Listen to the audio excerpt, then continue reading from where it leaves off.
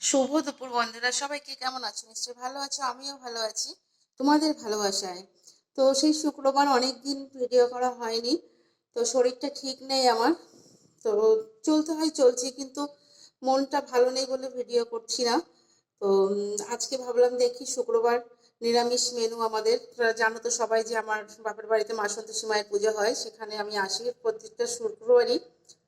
প্রত্যেক শুক্রবারই আসি, আমি রান্না করি, আমি আর ভাই খাই। কারণ শুক্রবারে যে দিদি রান্না করে সে দিদিকে রান্না করতে দেয় না, বলে দিদি তুই রান্না করবি। তো এসে রান্না করি। তা কী কী রান্না করেছি দেখো।